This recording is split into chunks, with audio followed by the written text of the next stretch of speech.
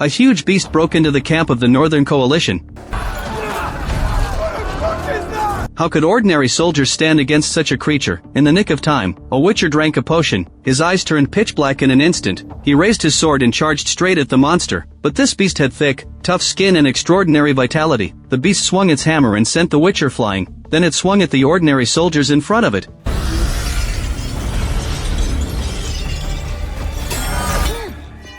The witcher clenched the red-hot broken chain with both hands, then used the momentum to swing it backwards and smash it into the monster's chest. But more monsters were waiting ahead. All kinds of creatures lived on this mysterious continent. On a distant continent, the land was divided by the Amel Mountains. It was split into the northern kingdoms in the north, and the Nilfgaardian Empire in the south, around 1500 BCE. A conjunction of spheres triggered a collision between worlds of different dimensions. Demons and humans were mixed together. Although humans learned to wield the power of chaos, only a handful could become witchers. Our male lead, Geralt, was one of them. The medallion around his neck trembled slightly in the moonlight. His sharp blade had slain countless monsters. He was known in the underworld as the Butcher of Blaviken. The elderly villagers with some education always liked to tell stories about Geralt to scare people. A little girl named Nymph developed a strong interest in witchers, so she took out a book written by Geralt's good friend, and read carefully the stories that had happened to them. Nymph's favorite part was the plot, where Geralt and his lover Yennefer protected Princess Ciri together. But happy endings were never recorded in history. Nilfgaardians, Scoia'tael,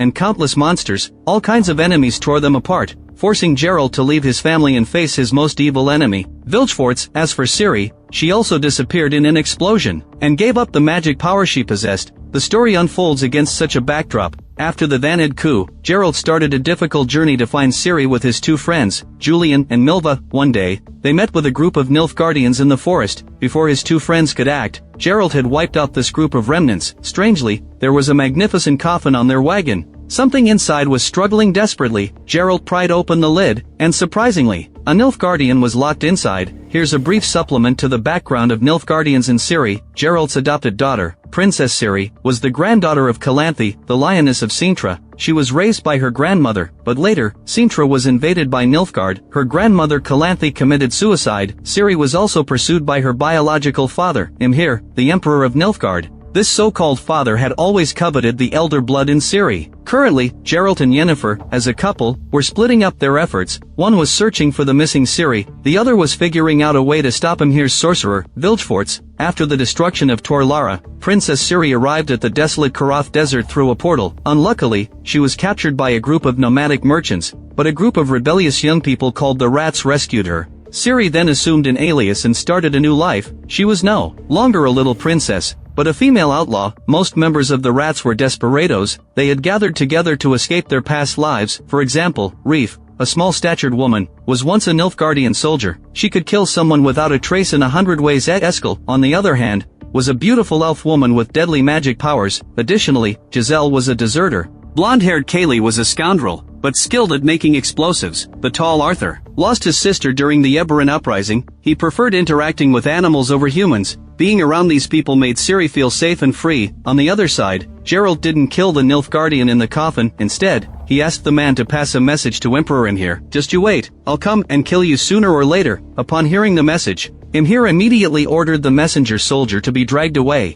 torn limb from limb by horses, and then had the body parts fed to pigs. Although Nilfgaard failed to capture Geralt, its recent battle performance had been excellent. This left Radovid, the king of Redania, overwhelmed. Here, we will briefly introduce the situation in Redania. Earlier, at the Vanad Island Conference, Dijkstra, the leader of Redania's intelligence agency, and the sorceress Philippa conspired to stage a coup. The two murdered Vizimir, the former king of Redania. They installed Radovid, who had no interest in governing, on the throne. Therefore, the kingdom of Redania was now actually controlled by Dijkstra. On the other side, Geralt planned to travel downstream to the delta. He hoped to find Ciri in the south. Although this route was fast, it was also full of dangers along the way. While the three were hurrying along, they unexpectedly met with two dwarves pulling a cart. On the cart were refugees from Kurnow. They were on their way to find their scattered family members. When Julian heard that they would be traveling together for a while, and that the dwarves had enough provisions on their cart, he immediately suggested traveling together to look out for each other. Geralt rarely refused,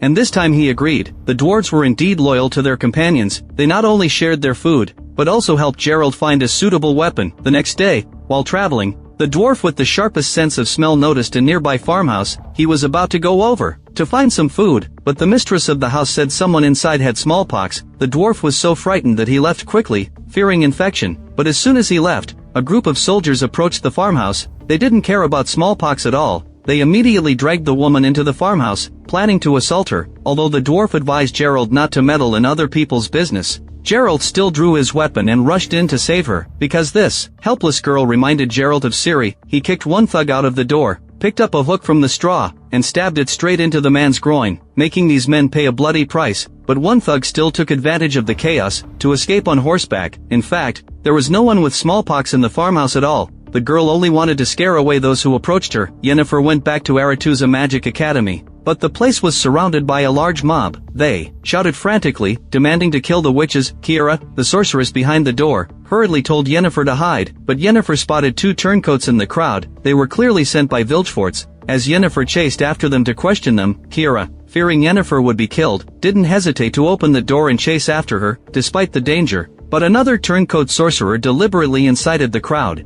provoking them to kill Kiera in a fit of rage. Luckily, Yennefer captured the instigator. She demanded to know Vilgefortz's intentions. The turncoat refused to confess, of course, so Yennefer stuck her finger into the turncoat's brain to forcefully read their thoughts. Yet after several hours, she still couldn't break through their mental defenses, so the sorceresses of the academy gathered their powers to help Yennefer cast the spell together. Haven't you lost enough, Yennefer? Fucking coward.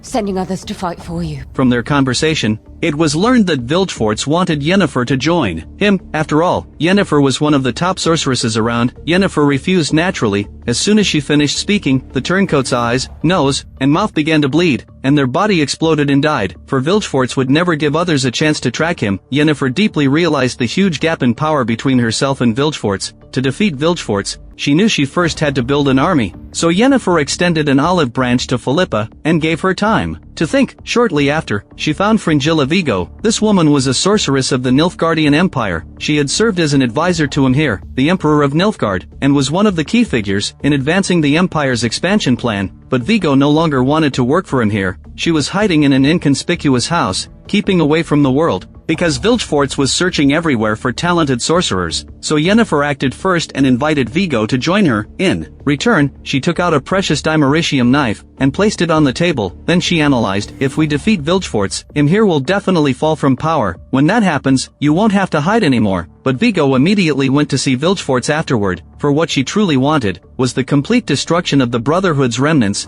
By being on the winning side this time. Your side.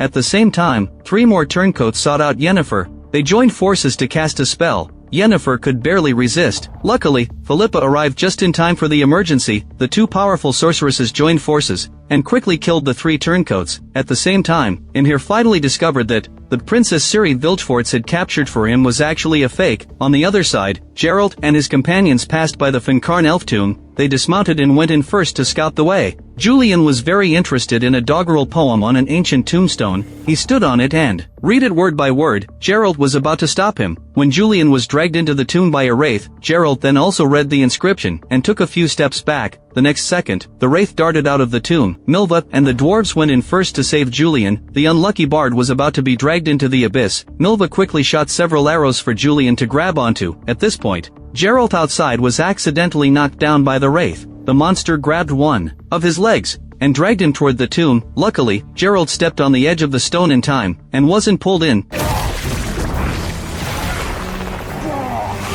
Gerald immediately pulled out the wraith's heart and crushed it. With the tomb's master dead, the dark magic was naturally lifted. Now, dusk was gradually falling. The tomb looked especially gloomy. Julian suddenly smelled a scent similar to cinnamon. Then a herbalist named Regis stepped out. He had fled to this place of the dead to hide from the brutal war. Regis had built a wooden house here, where they could stay for the night. Upon hearing this, Milva went to inform the refugees on the carriage first. The others followed Regis to the wooden house. In the center of the house stood an alchemy furnace. It was even equipped with a distiller, a rectification column, and a copper condenser. Regis took out his home-brewed wine to entertain everyone. He also noticed that Gerald had a severe infected wound on his leg. Luckily, he had a kind of broccoli water here that could help relieve Gerald's injury. but if Gerald wanted to continue his journey, he would have to undergo several courses of treatment. Having stayed in this place of the dead for a long time, Regis occasionally needed to seek comfort from the outside world, so he volunteered to go with Gerald and treat his injured leg along the way. But in a corner where no one was looking,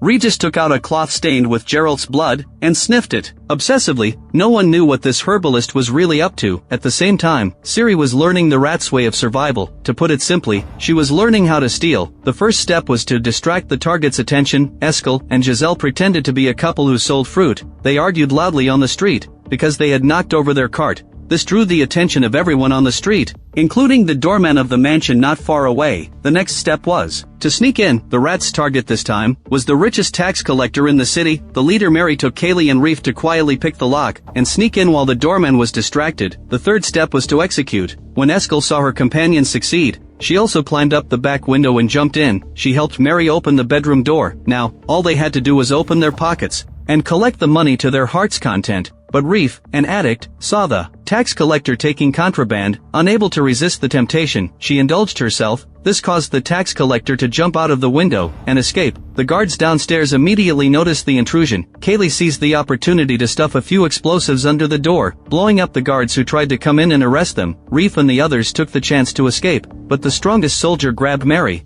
who was holding the money bag. In the nick of time, Ciri ran over to save her. She quickly took down a few soldiers and took Mary to the carriage, but the tax collector's men didn't give up. They even chased after them on horseback. By this time, Kaylee had run out of explosives, and Reef was already in a stupor from the drugs. Seeing the pursuers about to catch up, Ciri snatched the money bag and spilled it on the ground. The people who rushed over to pick up the money naturally blocked the pursuers, but this trip was finally for nothing. The others more or less complained about Ciri's actions, but a surprising incident happened the next morning. Although the soldiers and villagers had caught up, they didn't chase after them, because the rats had not only taught the tyrannical tax collector a lesson, but also returned all the extorted tax money to the people, so the soldiers were willing to let them leave the city safely. They even gave them a basket of corn as a thank you gift.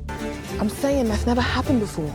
She didn't just beat the guards, she brought us admirers. Yeah, we still have no money. That's gonna be a problem. After this incident, the rats fully accepted Ciri. Only Kaylee had other ideas. He avoided the others, took out a poster offering a reward for Ciri, and secretly figured out how to get the reward money. After traveling for a day, Gerald found a pile of corpses on the road. Not far away were crowds of refugees. Beata, the little girl on the carriage, couldn't help but stick her head out. She said her family might be among the refugees. Gerald, who was always in a hurry to move on, was willing to stop and help the girl find her family. Luckily, most of the refugees' family members were there, but Beata's sister, Tarf, had been mistaken for a witch, and was already being taken to the execution ground by the refugees. When the leading priest heard that Beata and Tarf were sisters, he simply tied the little girl to a pillar as well. Gerald immediately stood in front of the priest and told him to produce evidence that the two sisters were witches. If the priest had no evidence, according to the rules, he would have to fight Gerald in a trial by combat. They would settle the matter through a duel. The priest dared not agree to a trial by combat, so he proposed a trial by the gods instead. The so-called trial by the gods involved putting a red-hot horseshoe into a brazier. If someone could take out the horseshoe unharmed,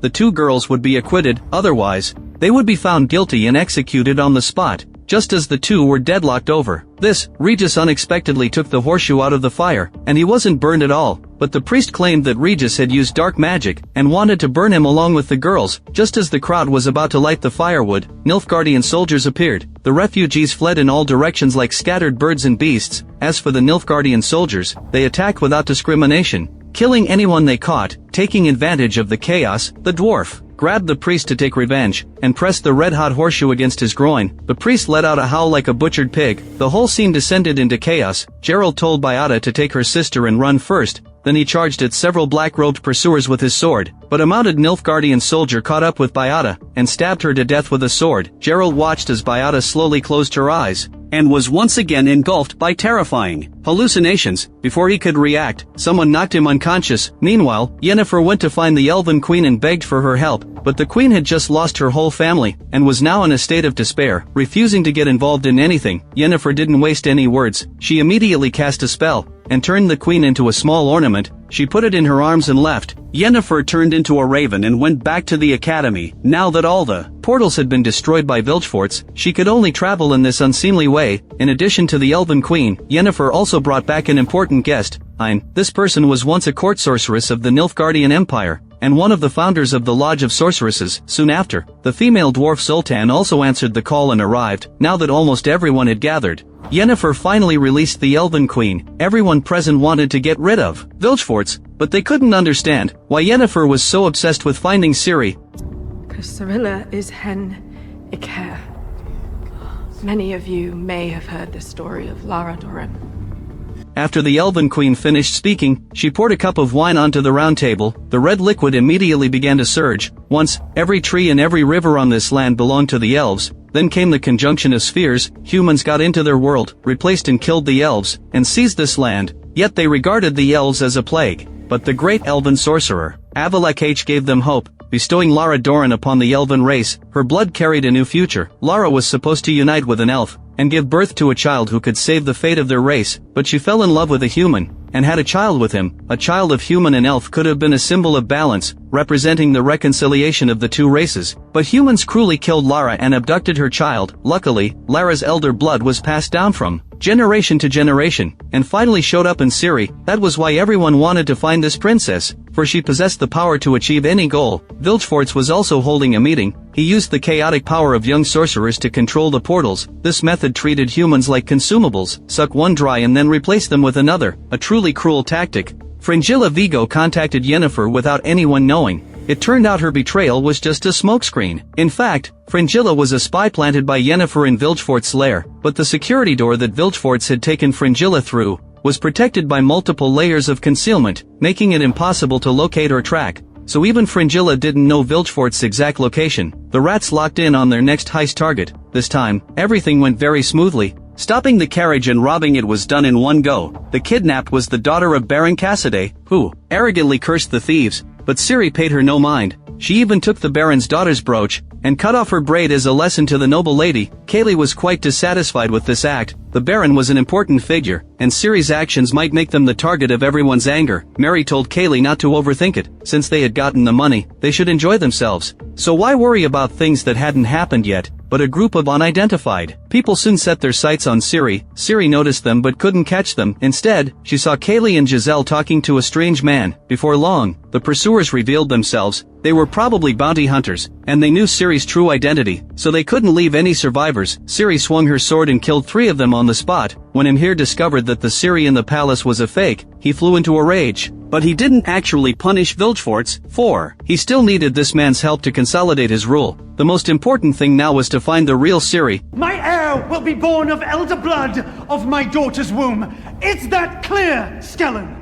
Minister Skellen didn't dare to criticize the Emperor's absurd idea. Instead, he suggested that Imhir marry the fake princess first, for the resistance fighters of Sintra were fighting for the north. If they could announce to the world that Imhir would marry the princess of Sintra, it would surely crush their morale. It would also buy time to find the real Ciri. Skellen convinced Imhir. Imhir immediately ordered the engagement to be announced to the world, but the real Ciri must be found and brought back before the wedding. Otherwise, Skellen would have to offer his own head as punishment. Imhir left after saying these harsh words. Skellen wasn't a docile lamb either. He was waiting for an opportunity to strike back. Skellen found Leo, a lunatic who specialized in hunting witchers. This man wore a string of witcher medallions around his neck. All of them were trophies he had gotten after killing their owners. Leo was cruel and highly skilled in combat. Skellen wanted to send him to hunt down the rats, because word had spread in the Empire that there was a woman with green eyes and silver hair in the rats who had provoked the daughter of Baron Cassidy. Skellen suspected this woman was Ciri, but he had no intention of bringing the princess back. Instead, he ordered Leo to kill all members of the rats, leaving no one alive. The rats soon found their portraits on wanted posters. This was the consequence of cutting the Baron's daughter's hair. Arthur and the others felt uneasy. They feared that the bounty hunter Leo would come for them. Being the center of attention wasn't a good thing. Ciri decided to change her appearance first. Her silver long hair was really too eye-catching. Leo had already tracked down the 3 bounty hunters killed by Ciri. He deduced Ciri's fighting style at the time from the wounds on the corpses. It was obvious that the girl was well-trained. This made Leo even more interested. Ciri had no idea that danger was approaching. She wandered around the town with Mary. By chance, she found a greylock in a cave. This kind of creature was usually harmless, but this one was clearly infected by a parasite. The insane greylock kept attacking the two. Ciri held her sword and grappled with it. The greylock spit out glowing tentacles from its mouth. which slowly wrapped around the blade and refused to let go. Taking advantage of this opportunity, Ciri flipped and threw the Greylock behind a stone pillar, trapping it. She used all her strength to pull hard, and finally pulled out the parasite. Even if Mary wanted to pretend otherwise, she had to admit that Ciri was different from them. This woman not only understood noble etiquette, but also had excellent swordsmanship. A woman from an ordinary background could never have received such education. At the same time, Gerald woke up from his coma. He found that he and Julian had been kidnapped by Cintrans, Milva, the herbalist Regis,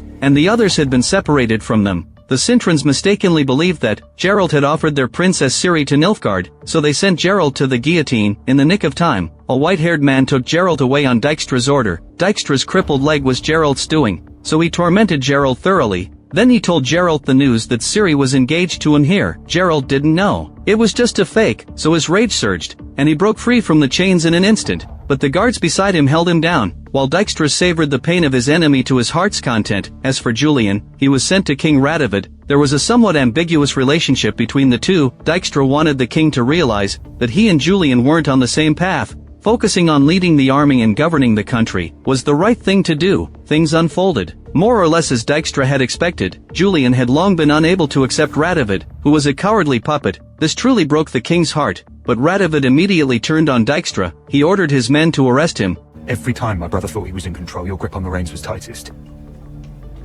I will not be your fool too. Out of consideration for Dijkstra's devotion to the country, Radovid only exiled him, and sentenced him to never get into Redania again. Then he ordered an attack on Dillingen the next day. Radovid wanted everyone who looked down on him to taste the bitterness of defeat. Late at night, just as the executioner was about to take Gerald and Julian away to their deaths, the herbalist Regis suddenly appeared, and knocked the executioner down with a strange power. He also gave Gerald a tube of magical potion. He said it was made from a witcher's blood. Regis wouldn't accompany them for the rest of the journey. Julian hurried to help the injured Gerald leave. On the way, he couldn't help but wonder what kind of person Regis really was. How could he knock an adult man unconscious in an instant? Vampire!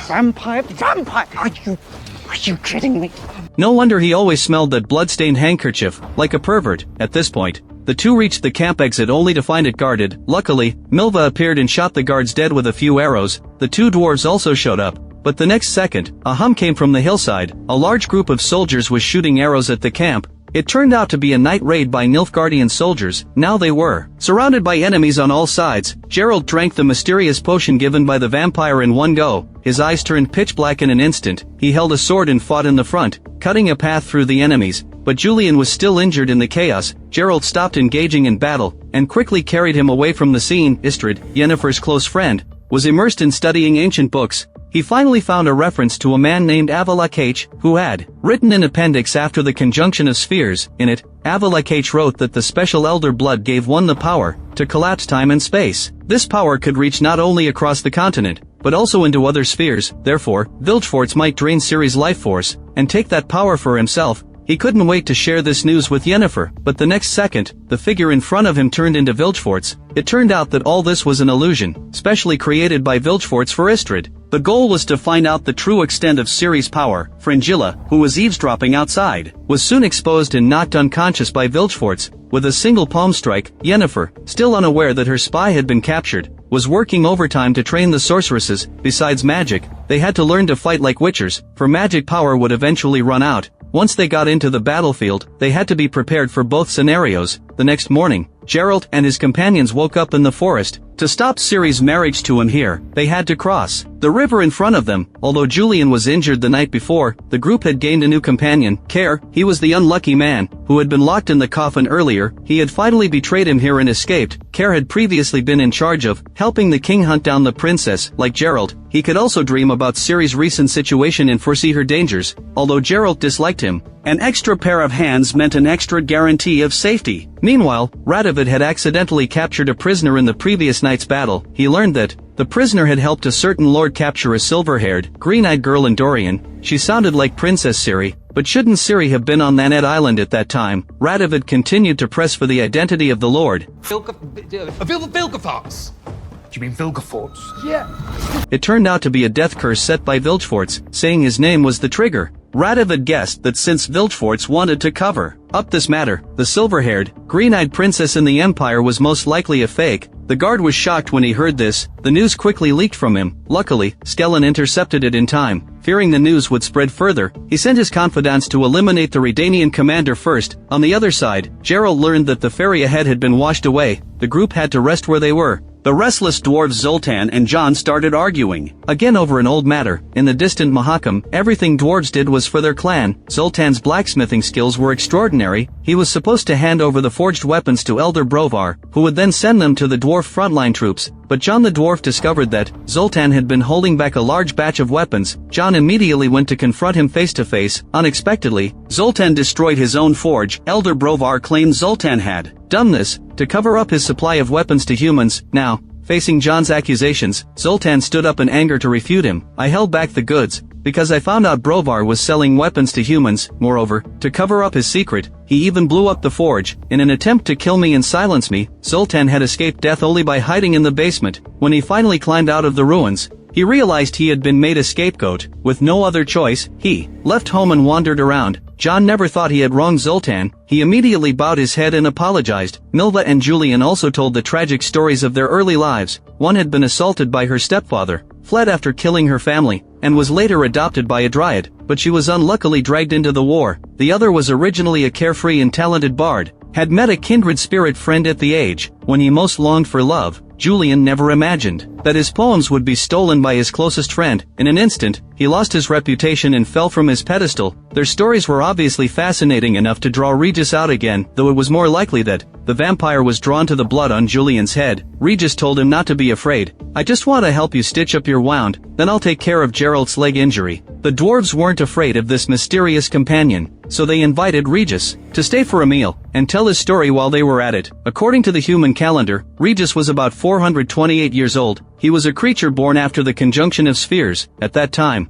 vampires acted recklessly without restraint. If you didn't join in, you would be ostracized by your own kind. So for a period of time, Regis became very degenerate. He indulged in the thrill of blood all day long, unable to extricate himself. His actions became more and more out of control, until one night, he was sent to collect blood. After drinking his fill and falling into a hallucinatory state, Regis accidentally fell into a well. Unexpectedly, he heard a voice like an angel's. A woman named Bethany saved him. Regis immediately cut off contact with his degenerate friends, and restrained himself from drinking blood again. He lived an ordinary life with Bethany. He learned herbal knowledge and gardening skills from his lover. His heart gained an unprecedented sense of peace. But one day when Bethany went to the market to buy things, she never came back. Soon after, Regis learned that his own people totally planned his lover's disappearance. Because they wanted to punish the vampire, who had fallen in love with a human, Regis rushed to save Bethany, only to find his lover on the verge of death. He immediately lost his mind and launched a frantic killing spree. Unexpectedly, in her final moments, he saw disgust and fear in Bethany's eyes. Regis was immersed in pain. He didn't realize that the villagers had discovered him. Later, Regis had his head cut off and was buried underground.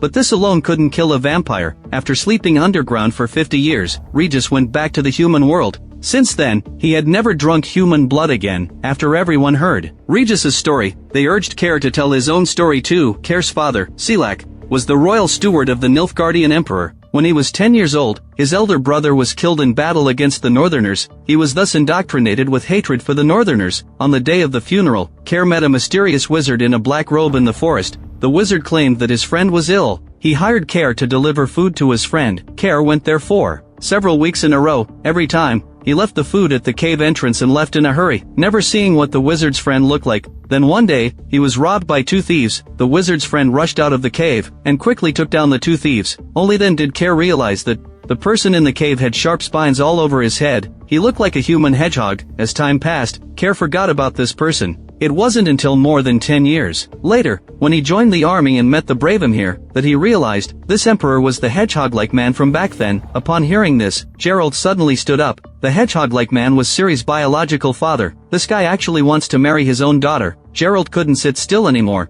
He wished it would turn day immediately so they could set off. On the other side, Vilgefortz tortured Fringilla in every way possible. He got Yennefer's location from her.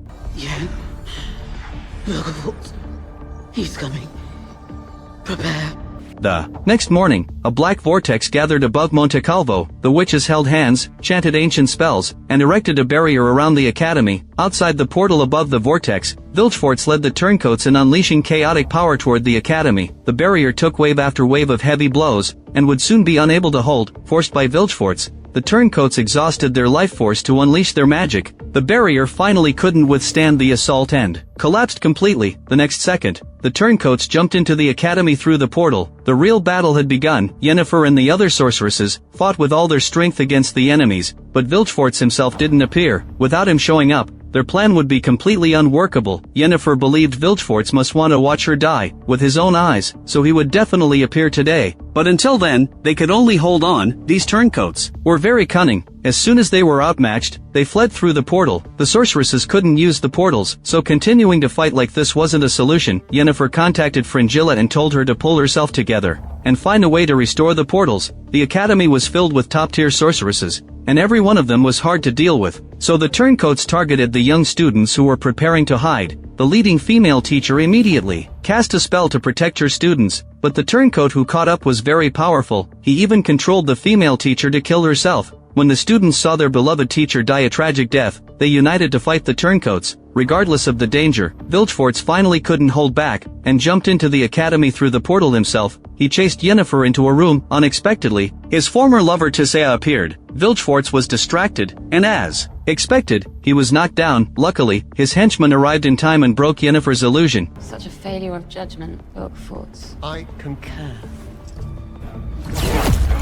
It turned out the henchman just now was transformed by Philippa. She had originally wanted to kill Vilgefortz, but Yennefer still needed to keep him alive. She delved into Vilgefortz's mind to find a trace of Ciri, only to catch a glimpse of Ciri being strapped to an iron bed, enduring agony. The next second, Yennefer was thrown back by a powerful sense of empathy. When she regained her senses, Vilgefortz was already gone. Yennefer hurried out to look for him, and unexpectedly found the students who were trapped in a fierce battle. She stepped forward, killed the turncoat, and told everyone to hide in the basement quickly. But the next second, all the students were taken away by a portal. Immediately after, a turncoat appeared with two bizarre-looking spiders. In the nick of time, 3 male sorcerers appeared and helped Yennefer kill the monsters. At the same time, 2 turncoats went to see Fringilla. They found her with her head hanging down, on the verge of death. She seemed to have had all her energy drained by the huge stone. The 2 were about to step forward to move her, when Fringilla suddenly sprang into action. She took the key and first freed Istrid. The 2 went together to break the spell on the portal, but the problem was that apart from the caster,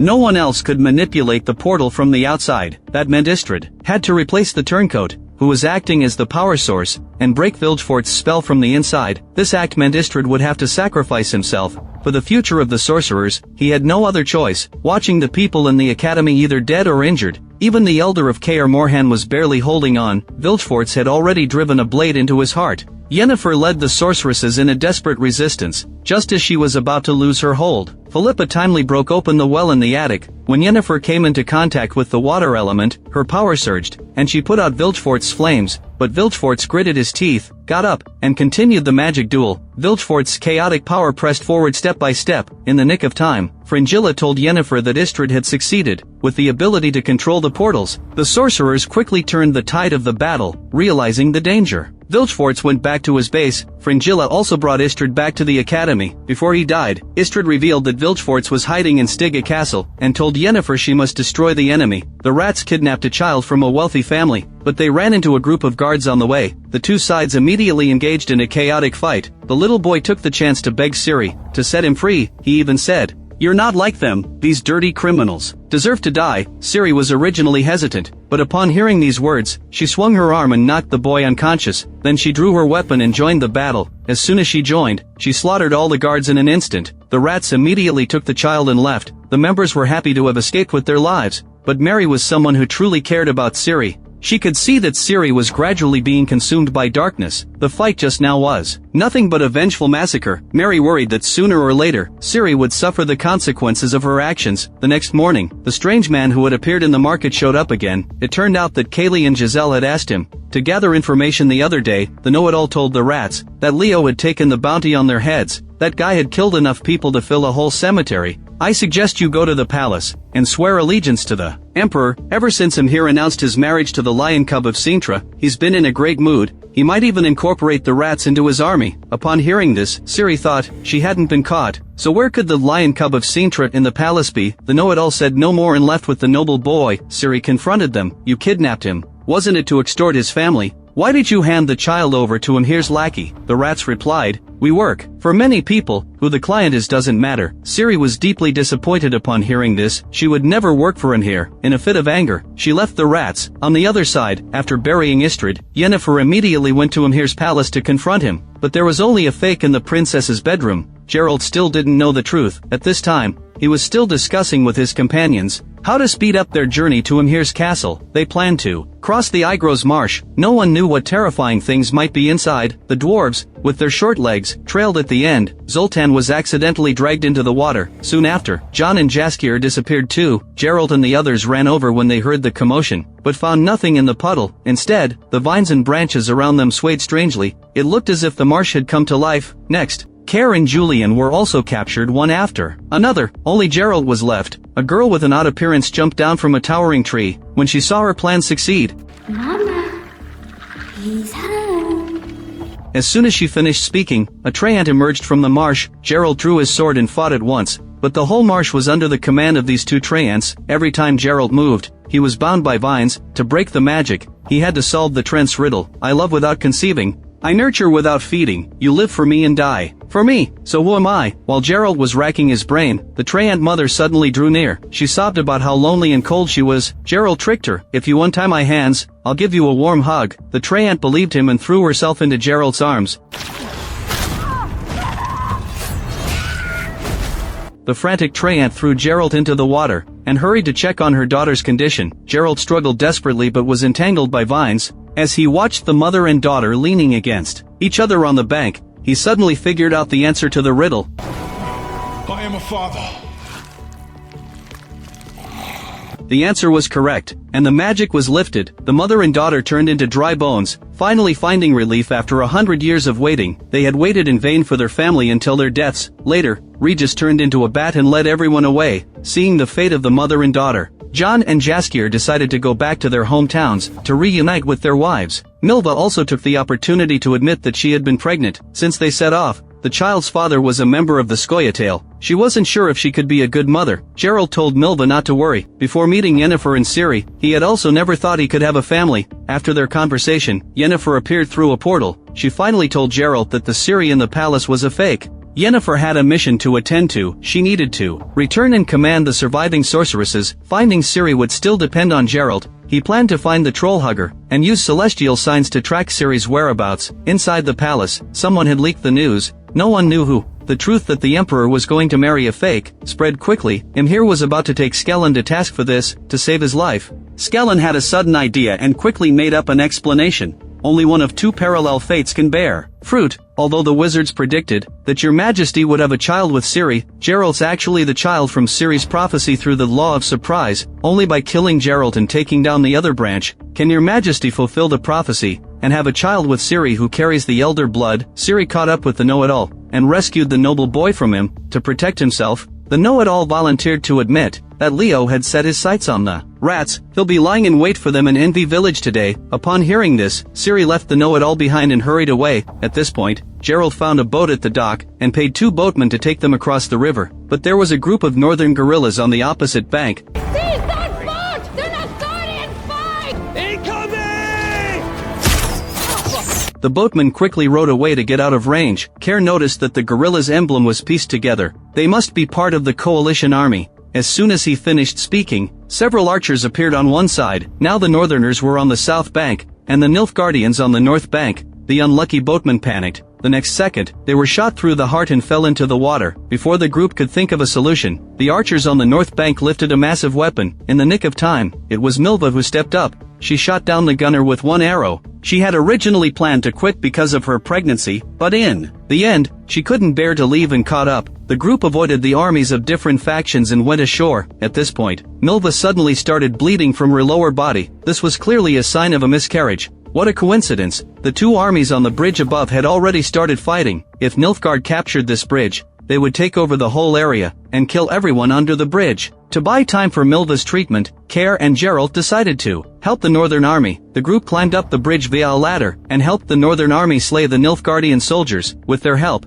the bridge attackers were quickly repelled, but Nilfgaardian reinforcements arrived quickly. In the nick of time, Care picked up a crossbow and shot the leader through the head with one arrow. With their commander dead, the soldiers fell into chaos, but another wave of reinforcements arrived just a few minutes later. Zoltan cut through an iron chain nearby. Piles of wooden stakes rolled forward, knocking over the mounted reinforcements, but the Nilfgaardians didn't give up. Instead, they sent a troll. Now it was time to test Geralt the Witcher's strength. He charged straight at the monster. Unexpectedly, the troll was very powerful. It even knocked Geralt off the bridge. The monster swung its hammer at Care. As the blade was about to hit his face, Geralt immediately grabbed the chain behind the hammer. He used fire to melt the chain. He swung the hammer with all his strength and hit the monster. Finally, the chaotic battle came to an end. The Northern Queen arrived a little late. Geralt cleared a path for her and helped the Queen kill the remaining enemy soldiers. A military doctor in the Northern Army treated Milva. Unluckily, the child couldn't be saved, but as long as Milva rested well, she would fully recover.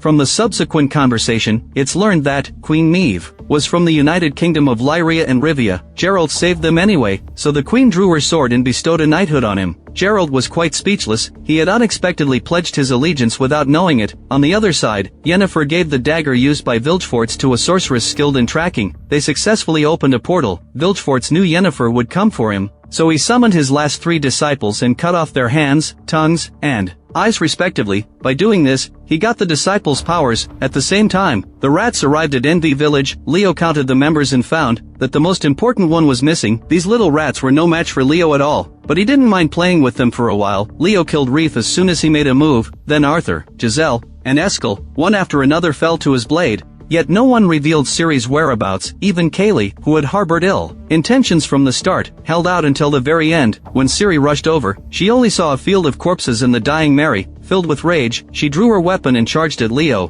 But this bounty hunter was truly a master swordsman. He could always see through Ciri's moves one step ahead. Leo grabbed the princess and, right in front of her, cut off the heads of all Rats members. Meanwhile, here followed a wizard in a black robe into an underground space. The roar of a beast came from a bottomless cage.